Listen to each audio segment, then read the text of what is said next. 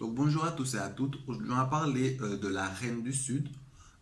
C'est un roman de prime abord d'Arturo Pérez Reverte, mais nous allons nous concentrer sur les deux adaptations télévisées. Donc on a la première qui est La Reina del Sur de Telemundo International qu'on peut voir ici, qui a 2 saisons. Puis on a une deuxième version qui est Queen of South qui a 5 saisons de USA Network. L'histoire en gros, c'est une jeune femme plus ou moins naïve qui s'appelle Teresa Mendoza, mexicaine de Culiacán, qui va tomber amoureux de narcotrafiquants, qui va aussi travailler pour la DEA. La DEA, c'est l'agence qui lutte contre le trafic de drogue. Voilà.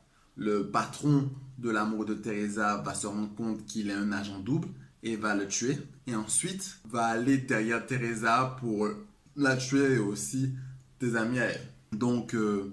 Teresa va devoir s'enfuir pour survivre. Elle va s'enfuir en prenant un livre qui raconte tous les méfaits d'Epifanio Vargas. Et Epifanio Vargas va vouloir la tuer. Pas toute la série. La première partie de la série, c'est ça. Epifanio Vargas qui veut aller tuer Teresa Mendoza. J'ai bien aimé la première version de Telemundo International, c'est-à-dire la première saison. Je trouvais que l'action, le rythme, ce schéma où où la femme, la protagoniste est faible et qui au fur et à mesure gagne du pouvoir, le fait qu'elle arrive à se venger de ces tortionnaires dans la version de Telemundo International de la première saison, c'est juste génial. Puis après, ils sont partis dans un délire d'une seconde saison qui est nulle à chier. Ils ont oublié tout ce qui a fait le succès de la première saison, c'est-à-dire des actions extrêmement rythmées, la tension qui est toujours présente.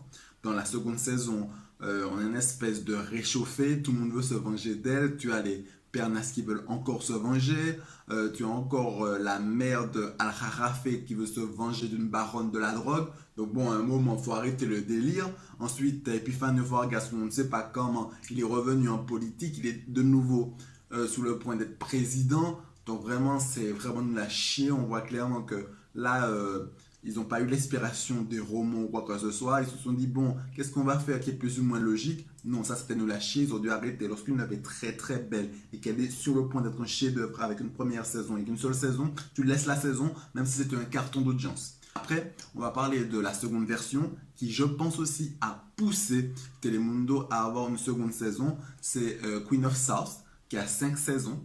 Cette saison-là, j'ai bien aimé parce qu'on retrouve tout ce qui fait le succès de ce genre de série, c'est-à-dire la tension, le fait que la femme est faible au début et qu'au fur et à mesure, elle gagne du pouvoir. Donc j'avoue que j'ai pas autant suivi la version du USA Network, mais ce que j'ai regardé, je trouvais que c'était superbe, même si je trouvais des lenteurs parfois dans l'histoire, mais je trouve que c'était vraiment très très très très très bien. En plus, il y a une touche de modernité que Telemundo n'avait pas. Lorsqu'il parle de Bitcoin et tout, tu vois, wow.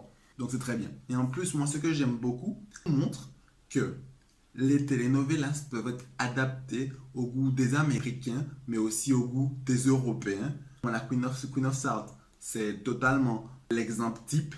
Et ça peut montrer que d'autres telenovelas qui sont dans une espèce d'un ancien temps, si elles arrivent à s'adapter à cette modernité, on peut avoir de très très belles séries.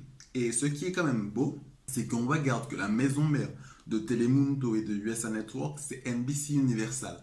Il peut y avoir encore d'autres passerelles entre ces deux mondes où ils ont peut-être les droits dans certaines séries et qui peuvent les adapter plus au marché américain et au marché européen. Pour moi, comme je l'ai déjà souligné, j'ai mon premier bémol, la deuxième saison de Telemundo et en plus qu'il y a une troisième saison sur la Reine du Sud qui est nul à chier, qui est sûrement nul à chier comme la deuxième saison. Donc moi je pense qu'ils ont dû laisser la première saison reposer. C'est un chef-d'œuvre, on n'a pas besoin de suite, ou on n'a pas besoin de suite aussi merdique. Puis, mon bémol, c'est toujours les bémols que j'ai avec cette espèce de narco-novela sous des séries avec les narcos, c'est que je trouve que ça donne une bonne vision de la drogue. Genre, Eva Mendoza, c'est une personne qui a des valeurs, qui ne veut pas faire n'importe quoi, qui a un bon cœur, et tout et tout. Et les policiers, le plus souvent, ils sont dépeints comme des gens plus ou moins crétins. Voilà, ça va le bémol. Je préférerais que l'histoire soit plus sur une femme qui est pauvre et qui, à force de courage, arrive à se relever, à créer un empire, mais un empire qui serait légal et légitime.